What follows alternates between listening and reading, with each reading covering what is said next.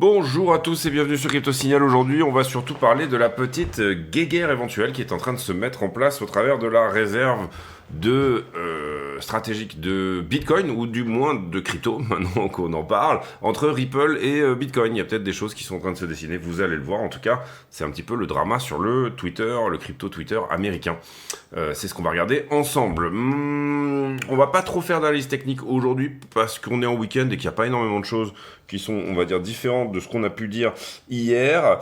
Et puis, on va surtout parler de la semaine prochaine où il y a énormément de news économiques à venir, à la fois sur la santé de l'économie, à la fois sur Powell, les taux. Enfin voilà, vous allez voir que ça va être une semaine extrêmement chargée. Donc, il faut qu'on en parle bien avant et qu'on établisse un peu les scénarios qui peuvent éventuellement se mettre en place sur cette fabuleuse semaine de fin janvier qui est en train d'arriver. Allez, intro.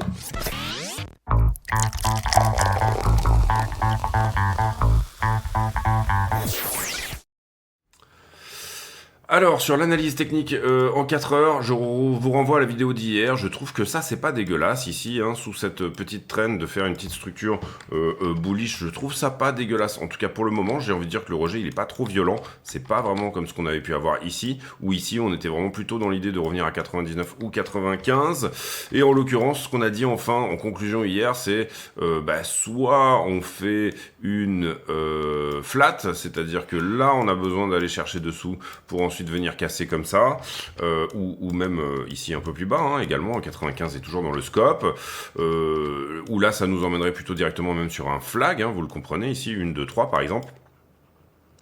Donc un flag comme ça, d'accord, une zigzag, appelez-le comme vous voulez, hein. De toute façon on parle les mêmes choses, les nomenclatures en trading ne sont que fonction de votre méthode de trading, mais en soi, d'une manière générale, vous allez à peu près voir les mêmes choses. Pour le moment, on est toujours en triangle, et il y a toujours cette possibilité également de venir prendre la boîte de liquidité d'abord qui est en haut, et ensuite éventuellement revenir revisiter 99. J'aime vraiment beaucoup ce scénario, de plus en plus au fur et à mesure que on se met au fur et à mesure que se déroule un petit peu, hein, on va dire, l'action de prix de cette semaine. Pour le moment, c'est pas moche. On va voir aussi qu'il y a peut-être des ventes chinoises qui ont un peu plombé la news éventuelle du Strategic Bitcoin Reserve, le SBR, on va appeler ça SBR maintenant, hein, comme ça on va aller plus vite. Mais en gros, voilà, c'est pas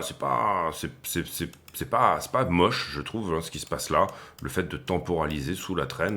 Bon, on est le week-end, hein, donc on va attendre un petit peu peut-être lundi, ou en tout cas, je dirais les épisodes de liquidité souvent se font le dimanche soir, hein. C'est-à-dire que pour le coup, le dimanche soir, il n'y a pas grand monde. S'il y a un move à faire, on vient le faire. Et puis derrière, on prend on prend la température de la semaine suivante. Ensuite, Ether BTC, pour le moment, je dirais que ça range entre 0,30 et 0,31, on va dire, hein, 0,31, 0,32 même, 0,031, 0,032. Je trouve pas ça moche non plus, cette petite structure ici un peu en gribouillis. C'est assez rare qu'on ait des ranges, hein, ici en bas. Peut-être à la limite, si on devait le comparer, ça pourrait être le début de ce qu'on voyait là-dedans, tu vois, avec une sorte de support ici, on purge dessous, et puis derrière, on se reprend un petit peu. Voilà, je trouve pas ça moche non plus. La cassure pour moi de cette trend, elle a eu lieu, mais pour le moment on a plutôt envie de revenir retester, voire faire un petit peu du ski en dessous. Et là on est en support de week-end, c'est-à-dire autour des 0,031. Ici globalement on fait pas grand chose. Donc on va voir. Ether BTC, pas grand chose de plus à dire, et Ether contre le dollar, pas grand chose de plus à dire non plus, si ce n'est que hier on avait mis 15 minutes, on avait mis un 15 minutes ici, un 15 minutes là, on avait dit pour nous le critère de la décision de savoir si on va pousser et effectivement casser la traîne de distribution turquoise qui est ici, c'est le fait de casser ce 15 minutes vers le haut, et pour le moment il n'y a pas eu de cassure de ce 15 minutes vers le haut, mais on a plutôt cassé celui qu'on avait mis en bas vers le bas.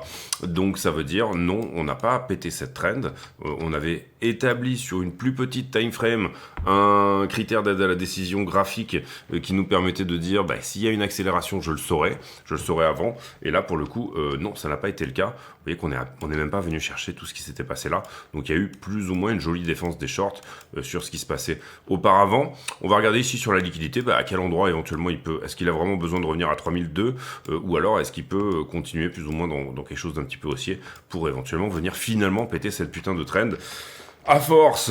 Voilà, c'est toujours pareil, je trouve pas que ça soit excessivement moche là, cette histoire là.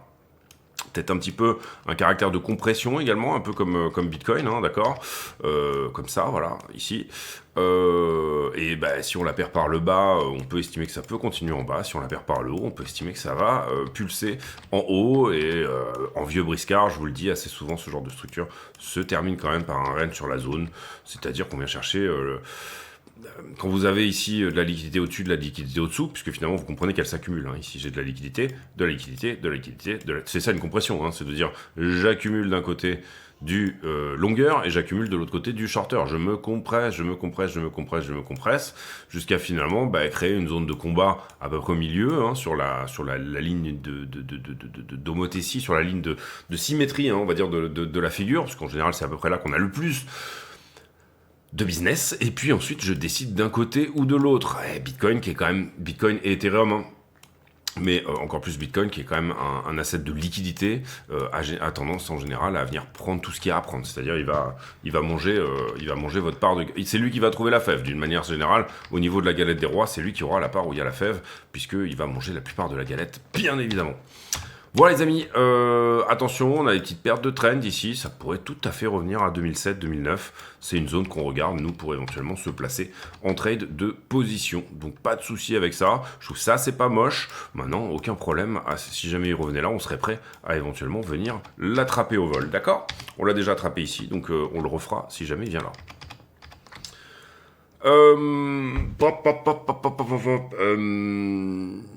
Total 3.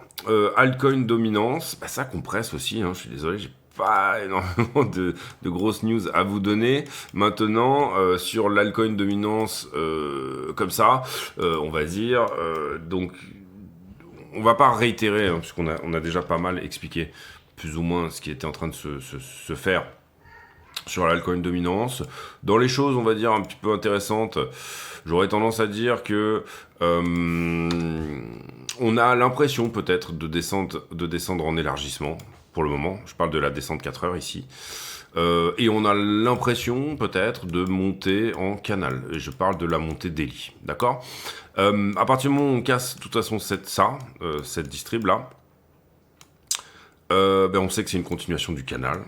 À partir du moment où on perd le canal et qu'on continue sur la distrib plus bas, on sait qu'il y aura probablement quand même un moment où il y aura une porte de sortie, entre guillemets, parce qu'il y a des bonnes chances qu'on revienne aux 26% sur l'altcoin dominance. Voilà. Sauf à dire que j'ai une pulse, une correction et une pulse à nouveau, auquel cas vous ne reverrez pas les 25%, ce qui est possible, hein. Et auquel cas, finalement, votre grosse structure, ça va être une grosse flat, un peu comme ça, d'accord? C'est-à-dire, j'ai eu une impulsion qui était très timide, une énorme correction, et derrière, je vais effectivement chercher un peu plus haut sur les altcoins. Je ne pense pas que ça, c'est en train de se mettre en place, d'accord? Je vois plutôt ici, à un moment donné, une accélération vers les 30%, personnellement. Bon, c'est plutôt le scénario que je vais jouer. Maintenant, vous voyez que on est revenu retester la trend ici. Il n'y a pas eu d'accélération substantielle, ça c'est une première chose. Deuxième chose, on ne perd pas la trend non plus, c'est-à-dire que d'une certaine manière, j'ai pas d'accélération à la perte de la trend turquoise non plus. Ici, si vraiment on perdait cette trend, vous le verriez avec une bougie des enfers qui vous emmènerait les alts sur ce support-là, je dirais, ou peut-être sur celui-là, d'accord? On a un joli support 1 heure ici, donc autant l'utiliser. Je sais pas si je l'avais mis déjà en avant sur la vidéo d'hier, mais autant l'utiliser, c'est-à-dire que si on clôture en dessous en 1 heure, si on hard close ce niveau, c'est pas une bonne nouvelle, d'accord? Ici, si jamais je fais une bougie entière en dessous de ce niveau, je pense que je l'ai mis aujourd'hui, hein, celui-là, oui, je pense que je l'ai mis ce matin. Si on fait une ouverture et une clôture en dessous de ce niveau, c'est pas une très bonne nouvelle pour les altcoins d'une manière générale. Voilà pour l'AT, on va pas y passer 10 ans, encore une fois, on y reviendra en fin de vidéo. Un demi-milliard d'entrées sur les Bitcoin ETF hier, 10 millions à peine sur Ethereum. SAB 121, j'en avais déjà parlé hier et j'avais pas été très complet. Effectivement, c'était un des problèmes, c'est-à-dire si moi en tant que banque je gardais de la crypto pour un client, hier je me suis un peu mal expliqué, j'étais obligé d'enregistrer les moins-values potentielles. Et ça s'enregistrait également au passif, c'est-à-dire pour une banque, c'était pas un actif, c'était un passif, c'est-à-dire j'avais une dette bien évidemment envers mon client. Tout ça est en train de changer et quand vous faites maintenant la custody pour quelqu'un, grâce à SAB 121 à ce changement dans la SEC, finalement les banques vont pouvoir faire le custody de vos bitcoins, c'est-à-dire que ça ne va pas impacter la comptabilité d'une banque si jamais vous lui demandez de garder des bitcoins pour vous. Et les banques vont probablement être à un moment donné quand même des bonnes solutions pour garder des bitcoins physiques. En tout cas, si on veut que l'institutionnalisation se fasse, autant on dit not your keys, not your bitcoin. Effectivement, c'est relativement complètement con. Enfin, du coup, comment expliquer ça? Mais vous n'allez pas demander à un boomer de faire la custody de toutes ces choses, d'avoir un multisig, etc., avec tout ce que ça comporte, tous ces trucs-là. Je parle du boomer lambda, bien évidemment. Ici, c'est plutôt de la blague. Alors ça, on va aller voir le tweet dans son ensemble. Et c'est justement un petit peu le sujet de la vidéo aujourd'hui. Donc je passe un petit peu plus vite. Et je vais essayer d'aller plutôt trouver directement la totalité du tweet initial. Abolition de la chocolatine, c'est pas au chocolat maintenant, ça c'est sûr. Ça a été enfin approuvé. Merci Donald. Et là, les in-kind aussi, c'est intéressant. Alors pour le moment, c'est pas encore passé, mais cette idée plutôt de faire du cash only, de faire du in-kind, c'est-à-dire que vous pourrez rentrer directement sur des ETF avec du Bitcoin, c'est-à-dire que il y aurait pas besoin d'acheter nécessairement. Alors non, ça, ouais, on va d'abord parler de ça, ouais. La Chine qui aurait prétendument, je dis prétendument parce que ça paraît incroyable vu l'action de prix qu'elle ait réussi à le faire ces derniers temps. Maintenant, peut-être que ça se fait aussi depuis plusieurs mois. Enfin, en gros, on a assez peu d'infos finalement là-dessus. Prétendument vendu 194 000 bitcoins. C'est pas un move extrêmement intelligent. On parle ici de, je sais pas combien de milliards, mais il y a peut-être une vingtaine de milliards dans 180 000 bitcoins, un truc comme ça. 100 000, oui, c'est ça, oui. Et donc du coup, 19,7 milliards. Du coup, d'après Ki Jung-yu, qui est le CEO de CryptoQuant, il y aurait eu des reventes progressives de ces bitcoins, notamment via Huobi. 194 000 bitcoins qui correspondaient à ce qu'avait saisi la Chine lors d'une opération contre un Ponzi, dont je me souviens plus le nom. Mais qui doit être écrit quelque part, et si jamais ça vous intéresse, n'hésitez pas à aller voir, j'essaye de le retrouver là, mais du coup je vois pas nécessairement. 200 000 bitcoins vendus par la Chine, ça paraît incroyable, pour plusieurs raisons. Donc ça, c'est les affirmations de King Jung-yu. Est-ce qu'on en est sûr ou pas? Absolument pas. Ça n'a pas du tout été également... maintenant, on s'attend pas forcément à ce que ça le soit même, confirmé par la Chine, d'accord? Ça paraît relativement incroyable pour plusieurs raisons. D'abord, sur 200 000 bitcoins, on peut estimer que ça ferait peut-être bouger un petit peu plus le prix. Si ça a été fait relativement intelligemment, parce que ça se fait en même temps que l'annonce, vous le comprenez, d'ailleurs, de toute façon, les Chinois sont des gens très intelligents, mais globalement, ça se fait pendant l'annonce de Trump qui nous dit on va faire une réserve stratégique de Bitcoin. On aurait pu s'attendre à un plus 5 ou plus 10 000 dollars sur ce type d'annonce, et on ne l'a pas eu. Donc si ça s'est fait de manière algorithmique et pendant ce temps-là, c'est extrêmement futé. Personnellement, j'y crois pas des masses, parce que même avec la pression acheteuse, on va dire, de cette news de réserve stratégique de BTC, 200 000 bitcoins vendus là-dedans, je trouve que c'est... Alors, par contre, le grand public n'avait pas l'info qu'il y allait y avoir cette pression vendeuse. Là, pour le coup, ils seraient en train de nous dire, on a vendu, mais à la fin. Et c'est même pas eux qui nous le disent, c'est encore une fois le CEO de CryptoQuant, Kim Jong-un, j'allais dire... non, c'est pas la Corée du Nord qui nous le dit, c'est bien évidemment, restons sérieux... J'ai oublié son nom. Ki Jung-ju. Je vais mettre en pause une petite seconde. D'accord, on va développer un peu la news. Donc du coup ici, c'est sur ce tweet-là qui nous dit, bah regardez, en fait, il y avait la balance des tokens qui avait été prise sur Plus Token, qui était ce fameux Ponzi. Qui avait été saisis en 2019, ont été envoyés sur des exchanges chinois comme Huobi, et que du coup, la République populaire de Chine a dit qu'ils avaient été transférés au Trésor national, sans vraiment dire si ça avait été vendu ou pas. Et là, il nous dit, bah, un régime qui censure ne peut pas, comment dire, être un holder d'un argent qui est résistant à la censure. Alors le move serait pas très intelligent d'une certaine manière, en tout cas vu le contexte, hein, c'est-à-dire que on comprend que les États-Unis ont 215 000, 220 000 BTC maintenant. Garder 200 000 BTC dans ce contexte-là serait plutôt futé. En tout cas, il y aurait peut-être une idée, peut-être de rester dans cette idée-là. Voilà, maintenant il se pourrait aussi que il y ait eu des coups de pression. Hein. Bien évidemment. En tout cas, pour CryptoQuant, pour eux, voilà, vous voyez que la réserve est partie sur Huobi. Est-ce qu'elle a été vendue ou pas par Huobi? Est-ce qu'elle a été vendue au TC, etc. On ne sait absolument pas. Possible qu'elle ait été vendue au TC aussi, ce qui aurait eu assez peu d'impact sur le prix, bien évidemment. Enfin, aurait eu de l'impact sur le prix au sens où Huobi n'aurait pas eu derrière à acheter ces 200 000 BTC market à un moment ou à un autre, donc du coup effectivement il y a une forme d'impact sur le prix, mais il est moins important. Et puis dernièrement King Yuju qui nous dit voilà, qu'il y a des erreurs de data, Bitcoin, voilà, il dit que le marché reste bullish et que il est désolé pour la confusion. Il a enlevé certains tweets qui avaient été, mais il nous garde ce tweet en tout cas de cette idée que effectivement la Chine aurait vendu 200 000 BTC. Sur la time frame de cette vente, pour le moment on n'a pas l'info. Hein. Vous voyez ici que pour lui, voilà, ça a été vendu grosso modo. Entre la plus token réserve et les réserves mixeurs, etc., même sur CryptoQuant, hein, on peut le voir, autour de 2021. Donc c'est pas quelque chose qui s'est fait dans les jours derniers, en tout cas pour lui, ou en tout cas depuis le temps, on va dire que ça a été plutôt balancé sur Huobi un petit peu avant. Voilà, donc difficile à dire. Je l'ai vu, je suis allé chercher cette news sur plein d'exchanges.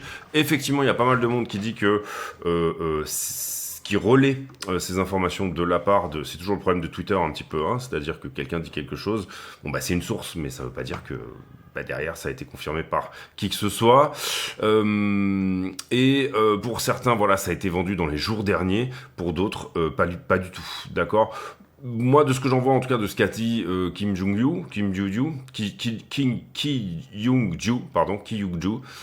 de ce que j'en vois de ce qu'a dit Ki Young-ju, ça aurait pu se faire autant dans les 3 dernières années que dans les 3 derniers jours.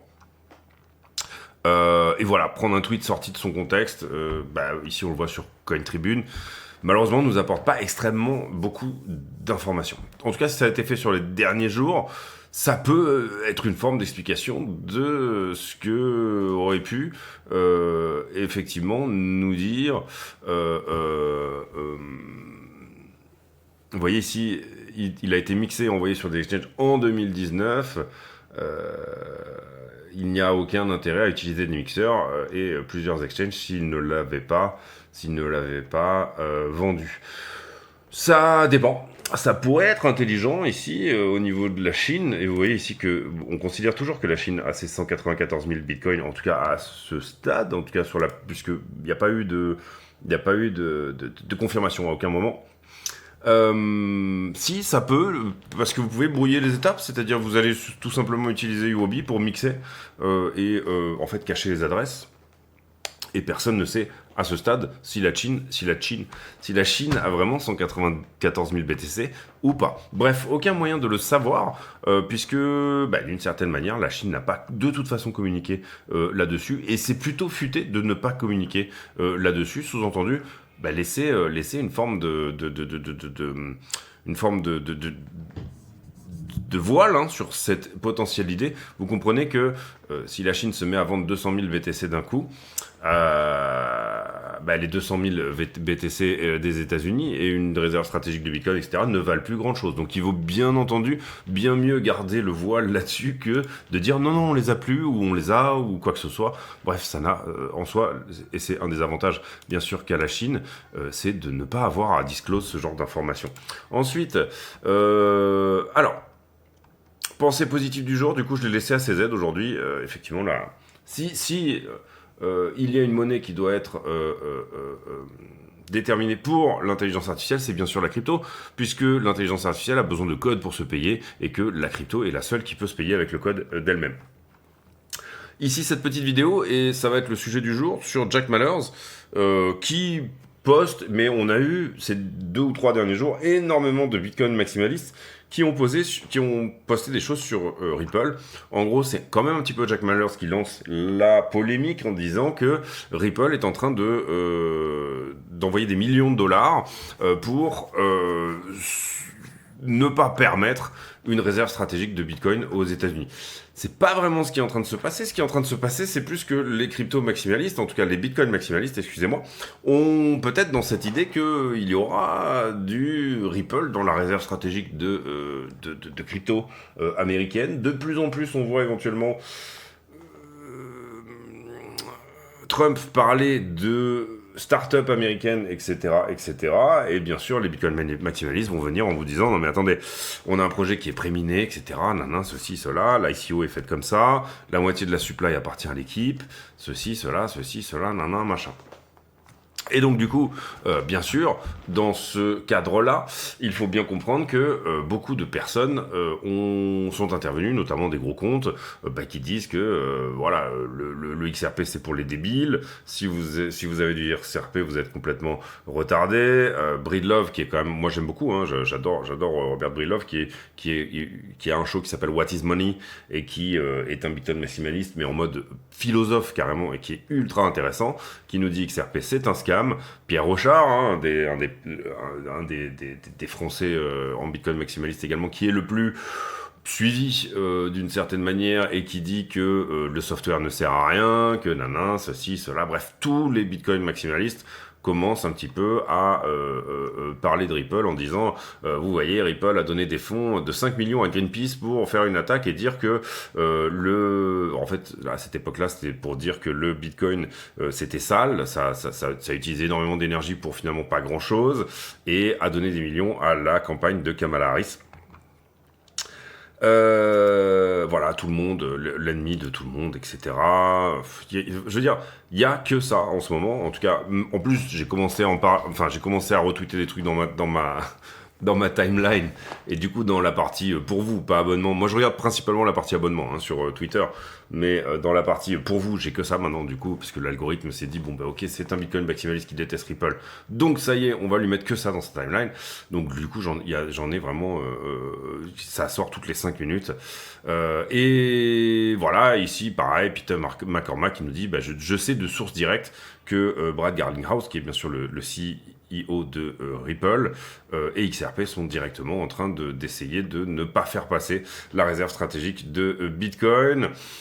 Le PDG d'Exodus qui dit « Je dis pas de XRP dans la réserve stratégique, les Américains deserve Bitcoin only ». Donc ça sera à la discrétion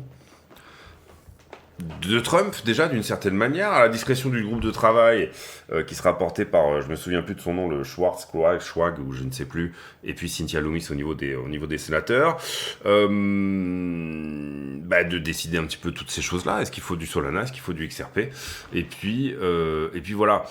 Personnellement, j'ai pas d'avis là-dessus. Bitcoin est décentralisé. Si jamais dans la réserve stratégique il y avait du XRP, qui est une très bonne monnaie interbancaire et très bonne monnaie pour les paiements transfrontaliers, je pense que le projet XRP a de beaux jours devant lui, tout simplement parce que il est américain. Effectivement, certes un peu centralisé, mais il y a du boulot qui est en train d'être fait pour que ça soit moins le cas. Hein, parfois, il vaut mieux perdre un petit peu en centralisation pour gagner un petit peu en utilisation d'une certaine manière. En tout cas, oui, c'est ça, en adoption. Et c'est plus ou moins, je pense, l'axe qu'est en train d'adopter Brad Linghouse. Perso, j'ai du XRP, en veux-tu, en voilà, accumulé sur des très belles zones, donc je suis très content. Il faudrait maintenant réfléchir à cette idée éventuelle de... Alors, ici, encore une fois, je veux pas vous faire perdre de votre temps, et je veux pas rentrer dans le complotisme ou quoi que ce soit, mais ça peut être une idée de se poser la question, bah tiens, est-ce que finalement, ce truc-là, de cette idée, plus ou moins, de XRP qui fonctionne plutôt pas mal, entre guillemets, ne s'est pas mise dans les tuyaux il y a ça plusieurs années. Hop, ouais, prenons ça. 2013, oui, très bien. Puisque Ripple était un peu un contemporain de Bitcoin à sa création, hein, même Satoshi Nakamoto a parlé de Ripple à sa création. Hein, le Ripple est plus vieux que Ethereum, est plus vieux que... voilà, c'est quasiment un contemporain de Bitcoin. Qu'est-ce que je disais ? Oui, en monthly, comment dire, oui, voilà. Est-ce qu'à un moment donné, il n'y a pas une idée qui s'est posée? Vous voyez ici la résistance monthly, hein, c'est propre, hein, ici sur la cassure, et là on est peut-être ici à peu près au même endroit, hein, au même délire. Est-ce que le procès qui a été fait, voilà, ça y est, je vais y arriver, je vous promets que je vais y arriver. Le procès qui a été fait sur Ripple du côté de la SEC n'avait pas pour fonctionnalité de finalement plomber un petit peu le prix sur XRP de manière à donner l'opportunité à de grosses baleines et bien d'en accumuler le plus possible. Sous-entendu, absolument tout serait manipulé autour de vous, et y compris l'opération Chokepoint 2.0, y compris finalement maintenant cette espèce d'élection de Trump qui ressemble finalement à une salvation au niveau des États-Unis, mais qui finalement ne serait que d'une certaine manière une exécution d'un plan déjà en place auparavant, qui aurait peut-être vocation tout simplement, alors je parle pas que de XRP, mais en fait à vous faire croire, à vous faire regarder d'un côté, à vous faire voter pour un autre, et puis finalement à exécuter un plan de manière relativement magistrale. Comme on pourra, je pense, le voir, si jamais on est dans ce délire-là, hein, avec la montée du populisme en Europe, qui finalement vous fera exactement un petit peu ce même genre de délire de « oui, c'est bien, t'as voté, t'as eu l'impression qu'il y a eu du changement, mais en fait, finalement... » je sais pas comment dire, est-ce qu'on peut parler des cartels, est-ce qu'on peut parler de la cabale, est-ce qu'on peut parler de, je sais pas comment définir l'état profond, est-ce qu'on peut parler du World Economic Forum, est-ce qu'on peut parler des reptiliens, est-ce qu'on peut parler des Illuminati, vous appelez ça comme vous voulez, mais que à un certain moment, en fait finalement procès de la SEC sur XRP qui d'ailleurs avait plombé le bull run, y compris je dirais sur BTC, c'est-à-dire que d'une certaine manière le fait qu'on ne sache pas exactement où ça allait en termes de régulation sur la crypto était symptomatisé par ce procès sur Ripple, puisque finalement il n'y avait aucune case dans lequel mettre les crypto-monnaies, et on était vraiment dans cette idée de est-ce qu'on fait avec le test de Howey, est-ce que on définit ça avec des règles qui sont vieilles de 1924, ou je crois que oui, c'était dans ces années-là, donc qui ont plus d'une centaine d'années, est-ce qu'on redéfinit une classe, etc. Et le fait de le laisser traîner et de laisser ce procès se mettre en place et être quasiment gagné par Ripple au final, mais finalement être plus ou moins, on va dire, perdu pour finalement délimiter une forme de jurisprudence qui était quand même favorable à Ripple. Voilà, je trouve qu'on peut se poser des questions là-dessus. Ça veut pas dire que c'est le cas, ça veut pas dire que, encore une fois, Ripple sera le nouveau Bitcoin, ou en tout cas celui sera, si vous cherchez ici l'idée, comment dire. Moi j'aime bien l'analogie avec les années 2000 et la bulle Internet. Vous aviez à l'époque un protocole qui s'appelait Netscape, je crois, pour surfer sur Internet, c'était un truc dans le genre.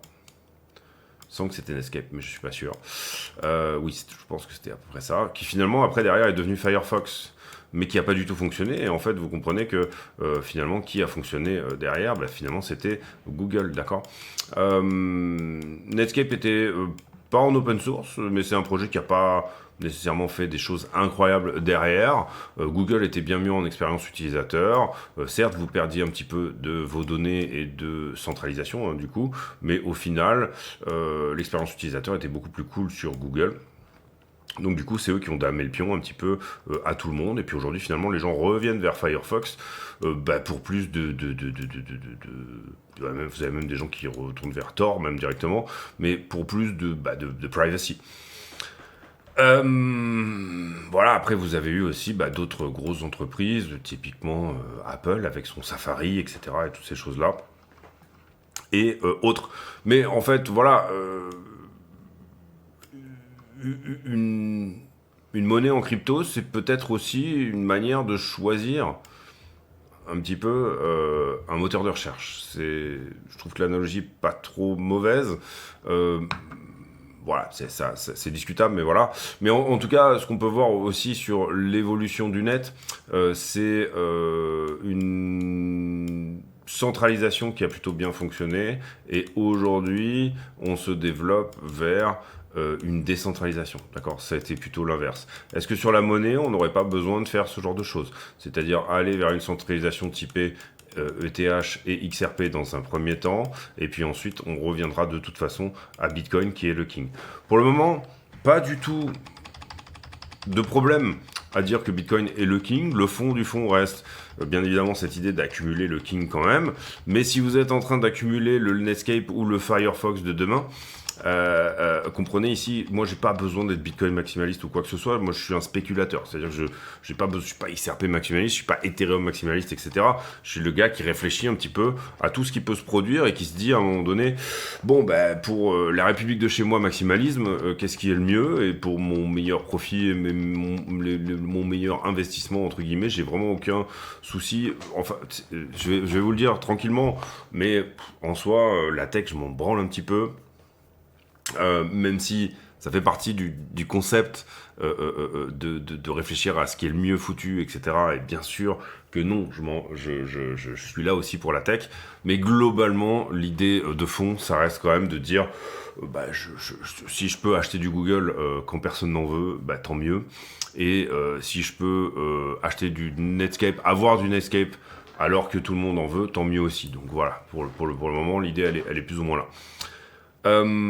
Mais en tout cas, je trouve que le débat est intéressant et on voit en tout cas les Bitcoin maximalistes ou en tout cas une bonne partie ici des anti-XRP sortir du placard ici et littéralement envoyer le bois sur une énorme campagne qui serait plus ou moins de dire nous les bitcoiners on dit non à Ripple et on dit non à la centralisation et on dit non à Brad Garlinghouse, etc. Maintenant il faut comprendre que Ripple est dans une forme d'adoption de la part des banques, etc. et que c'est une des seules cryptos qui est dans une fonctionnalité américano-américaine et qui a très bien fonctionné et qui répond également en grande partie à cette idée de paiement transfrontalier dont finalement la valeur ajoutée reviendrait dans les poches des Américains. Pour que la valeur ajoutée du Bitcoin revienne dans les poches des Américains, il faudrait que tous les mineurs soient Bitcoin, soient américains, pardon. Et en l'occurrence, donc du coup, où seront les mineurs demain dépendra en grande partie de là où l'énergie est la moins chère.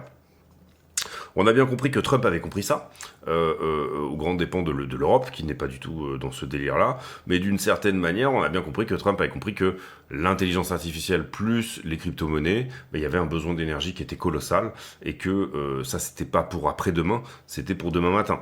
Que donc du coup, il y avait un gros retard, et là, pour le coup, une des grosses parties du mandat de Trump va probablement de devenir la première puissance énergétique du pays, pour pouvoir réindustrialiser, fermer le pays sur lui-même pour tout simplement protéger l'emploi, et puis bien évidemment à un moment donné aussi protéger tout le complexe militaro-industriel en disant à l'OTAN, bon vous êtes gentils, nous on veut bien dépenser de l'argent pour vous protéger, membre de l'Alliance Atlantique. Maintenant, le délire de base, c'était quand même que vous payiez 5% de votre PIB, ou je sais plus si c'est 2% ou 5%, je crois que maintenant c'est 2%, pardon, initialement, 2% de votre PIB en militaire. Et vous comprenez bien ici, là je m'éloigne un petit peu, mais globalement, si je fais que du NATO compliant, je vais pas acheter du T72 en termes de charge, je sais pas si ça s'appelle les T72 même, mais voilà, si je fais que du NATO compliant, je vais plutôt aller derrière m'équiper américain. Les Européens, malheureusement, s'équipent pas trop français. un petit peu dommage, dans la mesure où on en paye quand même une bonne partie, nous les Français, mais plutôt globalement, quand vous dites à des gens, on va vous protéger, mais par contre, vous allez vous asseoir sur 2% de croissance, hein, puisque 2% du PIB c'est ça, hein, vous allez vous poser votre cul sur 2% de croissance tous les ans, et vous allez m'acheter finalement mes armes, et ben finalement, c'est un petit peu une sorte de... C'est un peu le principe du New Deal, c'est-à-dire je vais au début te filer des tracteurs, mais par contre derrière il va falloir que tu m'achètes bien sûr toute la, tout le reste, c'est-à-dire finalement quand les Américains ont débarqué en 45 avec des Marlboro et du Coca-Cola, et ben aujourd'hui on achète encore des Marlboro et du Coca-Cola. Et à l'inverse, ces idées de New Deal, etc. et de nouvelles choses ne sont que des crédits. Typiquement même par exemple, ce qu'aujourd'hui les dons d'armes à l'Ukraine ne sont que finalement des crédits aussi d'une certaine manière, c'est-à-dire c'est quelque chose qui de toute façon à un moment donné devra être remboursé. Donc faire les choses, on n'est pas dans des endroits qui sont philanthropes. La démocratie, tout le monde s'en branle, et les États-Unis en premier. Je veux dire, à un moment donné, il faut dire les choses telles qu'elles sont. La démocratie, aucun de ces gens-là n'est philanthrope, d'accord ? Ça peut être... nous, derrière notre petit bureau, ça peut être extrêmement mignon d'y penser, mais en soi, ces gens-là, ils s'en foutent complètement. Et donc le bien-être des Ukrainiens, globalement, que ce soit du côté de Trump, que ce soit du côté de Biden, que ce soit du côté de Kamala Harris, tous ces gens-là, on n'a rien à cirer. Derrière, finalement, c'est à quelle sauce on va pouvoir vendre du F-16. On est bien au-dessus maintenant, mais, bien évidemment, mais plutôt lourder des vieux F-16 pour nous pouvoir se rééquiper et réintégrer. Ici, on comprend que en termes de rafales, nous, on n'a pas vendu grand-chose, si ce n'est à des gens dont c'est l'intérêt d'en prendre un petit peu, c'est-à-dire parfois les Indiens et parfois les Saoudis, qui finalement ne veulent pas trop être dépendants de ce qui se passe au niveau américain. Mais tout ce qui est NATO compliant veut dire 2% de ton PIB, et Trump va très certainement dire, maintenant, vous allez effectivement mettre vos 2%. Il n'y a plus un seul pays. Sous-entendu, si tu ne mets pas tes 2%, tu sors de l'OTAN. C'est systématique, d'accord ? C'est-à-dire qu'on ne viendra pas te défendre si tu es attaqué, si tu n'as pas payé effectivement tes 2% de PIB tous les ans, d'accord ? Donc voilà, en gros, vous êtes sur une nation qui veut plus nécessairement être le gendarme du monde, ou en tout cas en assumer le coût final. Allez, 36 minutes, je pense qu'on a fait le tour sur le calendrier économique. Je pense qu'on le fera demain pour le coup, mais globalement, comme je l'ai annoncé en intro, du coup il faut quand même faire le job ici. Vous avez quoi ? Vous avez le FOMC qui sera mercredi. Donc décision de notre ami Powell, qui est sous pression en ce moment. Trump a dit au World Economic Forum, je veux qu'on baisse les taux. Alors, c'est pas... la Fed est 200% ici,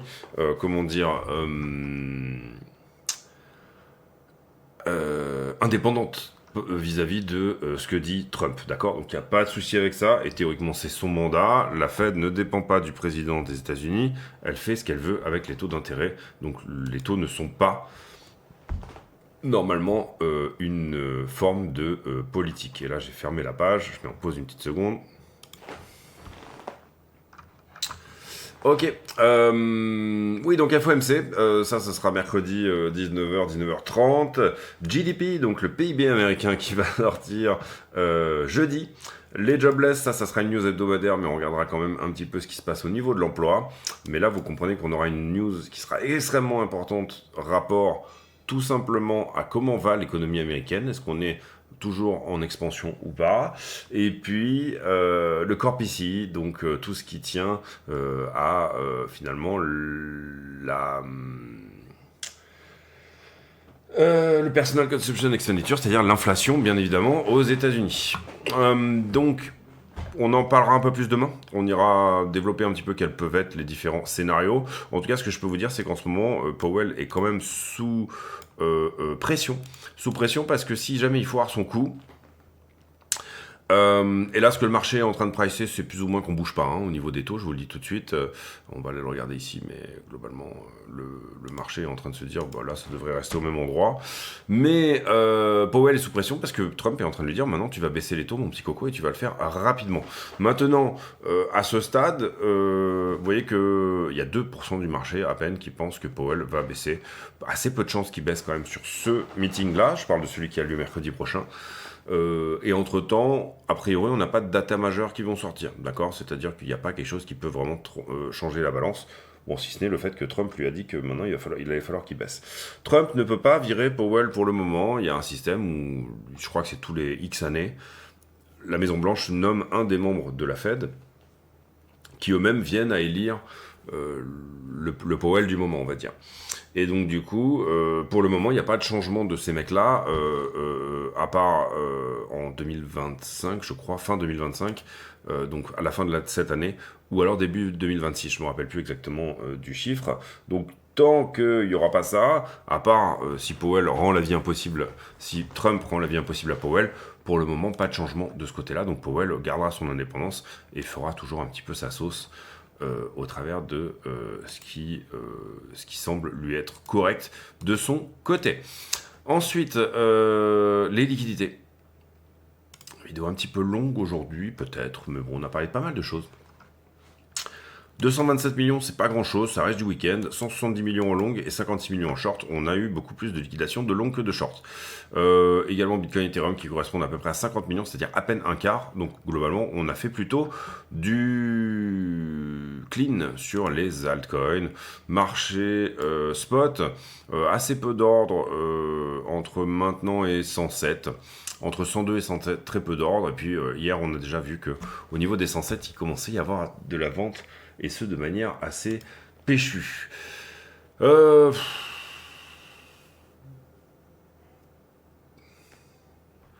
Ici, j'ai l'impression d'avoir un petit peu de long. Ici. Pourquoi? Bah, j'ai un prix qui descend et j'ai un funding qui monte. C'est pas un truc de fou, mais bon, il y en a un petit peu. Et puis, donc sous les 102 500. Derrière, ici j'augmente et là je reste à plat, donc j'ai encore du short. Donc on va juste décaler celui-là. Pour le moment, pour moi, il n'a pas été attaqué hein, encore. Vous voyez qu'on n'a pas liquidé au-dessus. Et vous connaissez la croyance en trading de vieux roublards qui consiste à dire que les triple top ne marchent jamais. Le triple bottom et triple top ne marchent jamais. Bon, c'est pas forcément obligatoire. Hein. Il y a des fois où ça marche. Hein. Donc du coup, faites attention. Ne prenez pas ça comme une maxime qui est systématique. Mais c'est vrai qu'assez souvent, on vient casser ces tops-là. Donc tac tac tac, derrière le prix diminue, ici j'ai encore un tout petit peu de long, ici là-dessous également. D'accord, donc pour le moment voilà un peu ce qu'on a. Un peu de long à ces deux points de structure et un petit peu de short au-dessus. J'en ai enlevé un peu, j'étais en 2 pixels, hein, vous le voyez, je pense qu'on peut même garder celui-ci en fait tout simplement. Voilà, on sauve ça, et voilà un peu ma vision de ce qui se passe sur les marchés en levier. Vous voyez qu'on a perdu beaucoup d'open interest, donc de contrats qui se sont fermés, ne serait-ce que sur cette descente de prix-là. D'accord, donc là on était à 23 milliards et on est descendu à 21,5, donc 1,5 milliard de contrats qui se sont ravisés. Là en l'occurrence, on voit que iBlock voit pas nécessairement comme moi, c'est-à-dire qu'il voit pas plus de long que ça ici sous la structure, pas non plus du tout même, pas du tout de long ici. Il estimait qu'il y avait certes du short là-dedans, mais qu'il a été plus ou moins liquidé désormais et que finalement on est plutôt sur uniquement les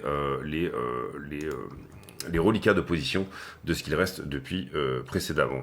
Ici, on voit qu'on est un peu entre deux poches de liquidité sur la heatmap, que globalement, entre 98 et 100 000, c'est la box qu'on a, nous, sous les yeux, bien sûr, avec un point chaud à 100 500 sur la 7 jours, et une box de liquidité entre 107 et 110, c'est celle qu'on a sous les yeux aussi. Globalement, elles sont à peu près kiff-kiff, peut-être qu'en haut, on a un petit peu plus de monde sur le delta, je pense qu'on pourrait le voir, si jamais on va voir la 6 jours, a priori, il semblerait que voilà, on a légèrement plus de short, vous voyez ici que le delta est rouge. On n'est pas longué outre mesure sur les alts, mais vous voyez qu'on est beaucoup plus longué que ce qu'on était hier déjà. Hein. Vous voyez ici que c'était plutôt vert la map, et là on est passé dans le jaune, donc attention. Peut-être un peu trop longué ce week-end, peut-être une correction substantielle sur les altcoins en fin de week-end, c'est possible, d'accord?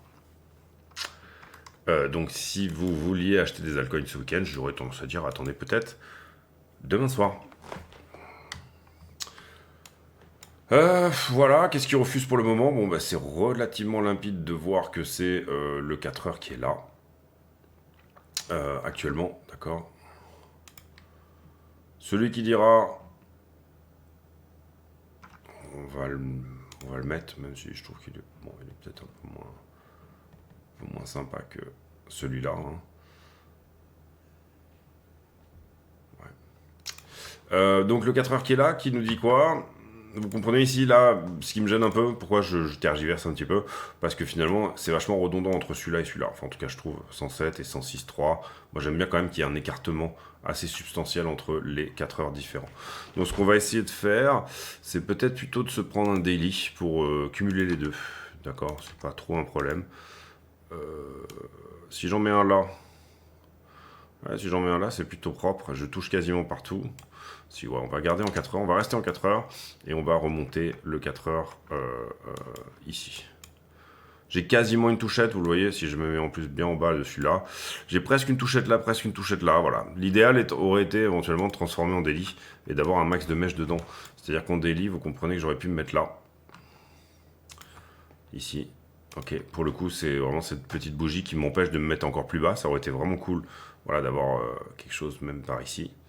D'accord, puisque là on serait en train de le casser même potentiellement. Mais ici en tout cas voilà, je trouve que c'est propre comme ça. Et pour le moment, vous voyez qu'en daily, on refuse d'aller clôturer finalement au-dessus de 106. Je parle de ouvrir et clôturer au-dessus de 106. On n'a jamais fait une journée où on a fait un corps de bougie entier au-delà de ce niveau-là. Donc au niveau du 4 heures, je trouve que le signal est fort si on ouvre et ferme au-dessus de 107, et en daily, si on ouvre et ferme au-delà de 106, ce qui ne sera pas pour aujourd'hui, hein, puisqu'aujourd'hui, vous avez compris qu'on avait fait l'ouverture plutôt autour des 104. Donc voilà, mais en tout cas, semaine prochaine, si on commence à se balader ici un peu au-delà de ce niveau-là sera cassé, on sera obligé de l'enlever, et puis du coup, voilà, on estime que ça peut être éventuellement un signal fort pour aller à 120-125 000 $. Ou en tout cas à minima ça faut faire plus que juste se faire repousser par la TH, mais s'en affranchir.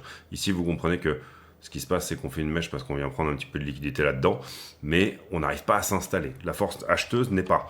Quand vous voulez passer en ATH, vous comprenez qu'il y a peu de gens qui achètent l'ATH. Hein. Comment dire, en général, c'est pas des endroits qui donnent envie d'acheter hein, quand vous êtes à un all-time high. C'est pour ça que dans la psychologie d'un rejet d'ATH, il y a quelque chose de relativement logique qui est de dire attendez, le prix n'a jamais été aussi haut et vous me demandez d'acheter sur ce prix-là, difficile quand même. Et voilà, mais du coup, en revanche, le marché affiche énormément de force si justement je trouve de l'acheteur dans ces zones-là. C'est-à-dire que s'il y a une news, il y a quelque chose, il y a une conviction du marché qui fait qu'effectivement, les gens commencent à se dire ah non, mais en fait, ce truc-là va monter, il va faire que monter, d'accord ? Voilà, en ce qui me concerne, les amis, j'avais dans l'idée de faire une vidéo assez courte aujourd'hui, mais en commençant à parler un peu de Ripple, en commençant à parler un petit peu des Chinois, est-ce qu'ils ont vendu, pas vendu, et en commençant à parler un petit peu du calendrier économique, je me suis vite fait une idée sur le fait que, quand moi je parle fonda, en général, souvent je dévisse un petit peu, hein. C'est-à-dire que il peut m'arriver de partir en sucette, hein, qu'on se le dise directement, voilà, de complètement partir en paranoïa schizophrénique, hein, comme si j'avais un ami imaginaire et que je lui explique un petit peu mes peurs, mes envies, mes besoins.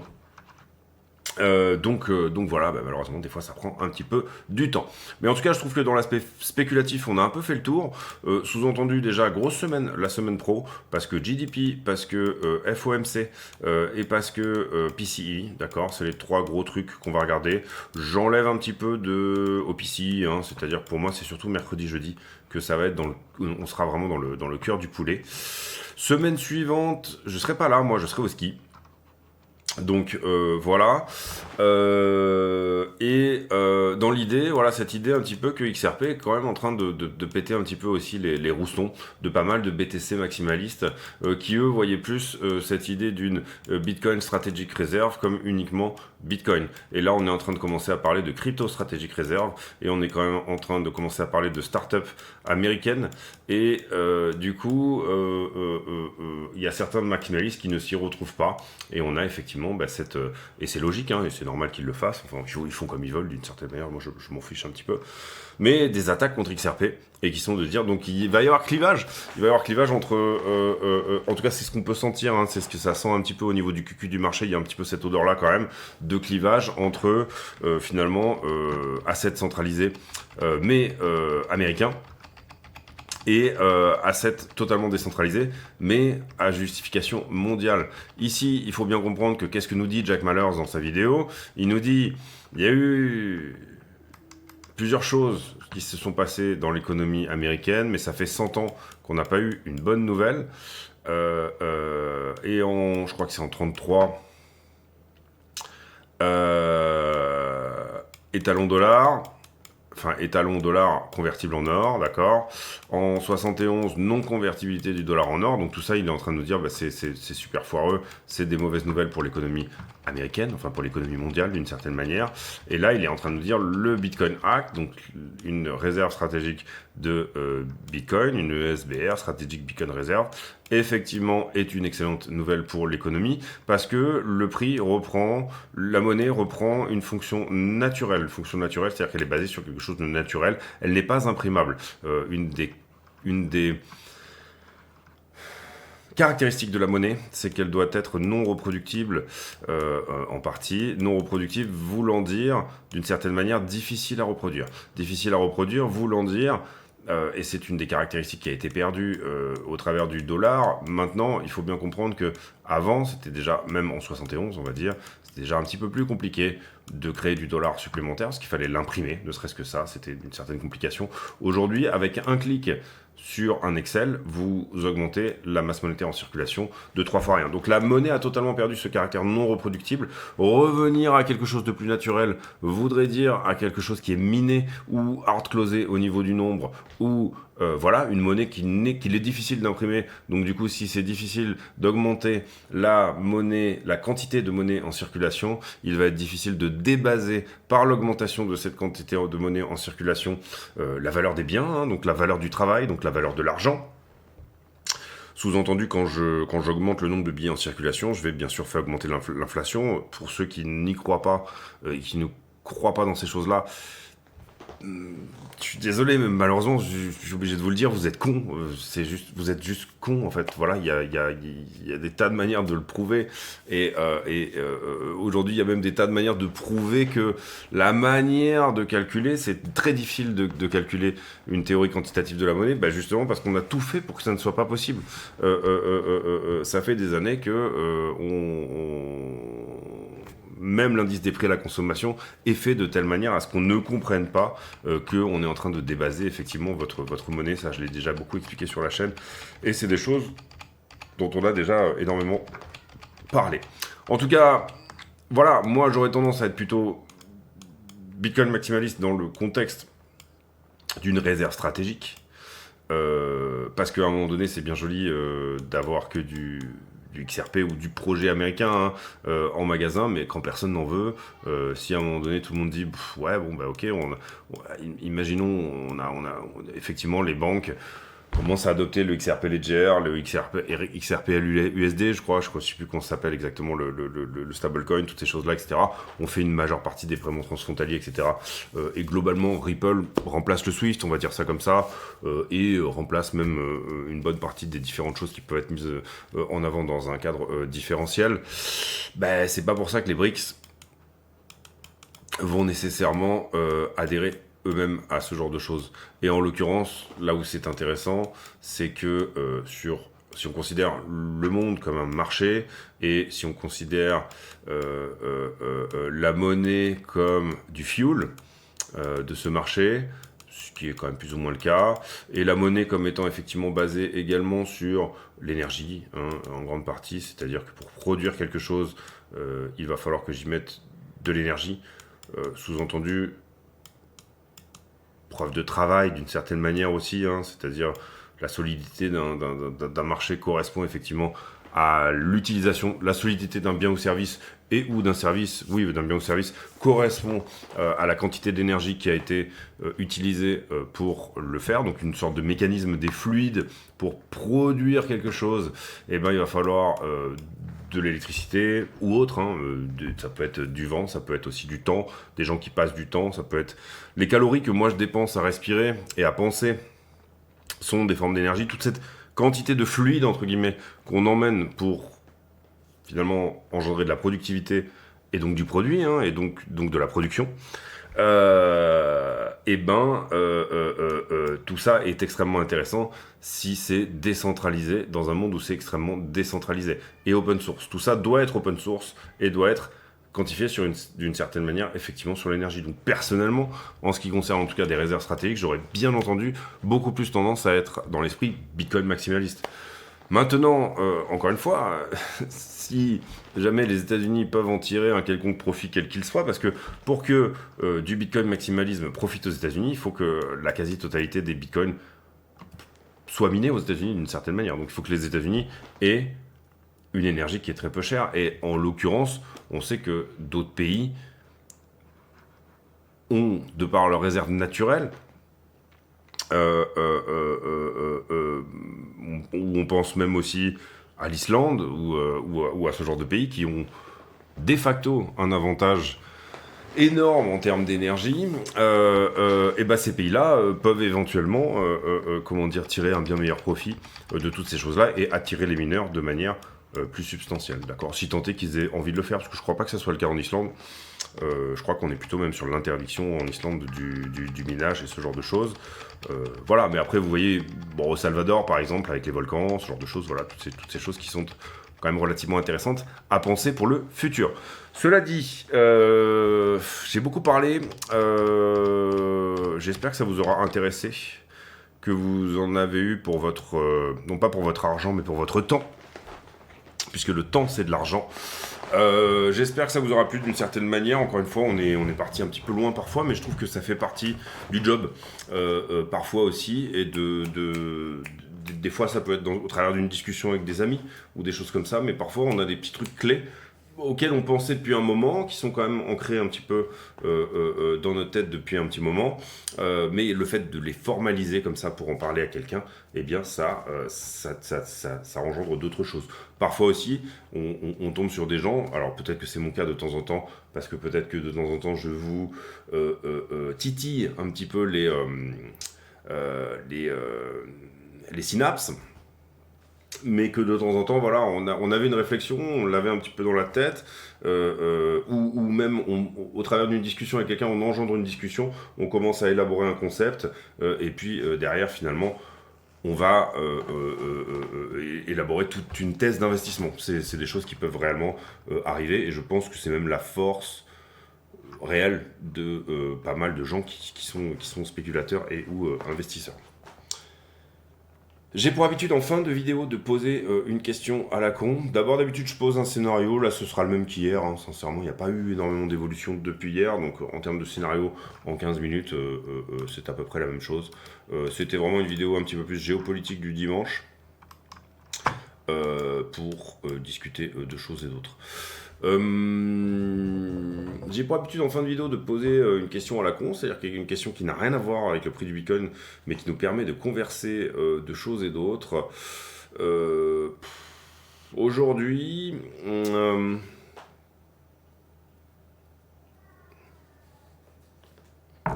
tiens, on va parler aliments transformés. Est-ce que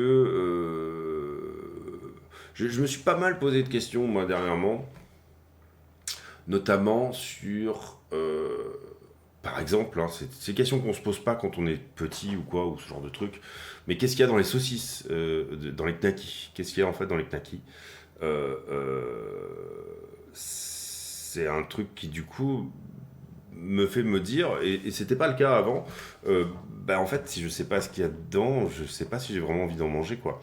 Donc voilà, petit à petit, je suis en train de me détacher totalement, fort heureusement, ma femme est également un peu dans cette idée-là, de finalement transformer nous-mêmes les aliments, sauf à parler du fromage, sauf à parler voilà, de choses où ça deviendrait quand même relativement compliqué de faire notre propre fromage, mais voilà, je commence vraiment à me détacher totalement de ces produits entre guillemets transformés, mais ça va aussi pour tous les gâteaux ou les cochonneries qu'on peut donner à nos gamins en se disant bon c'est vrai, c'est rapide, c'est bien, voilà, etc.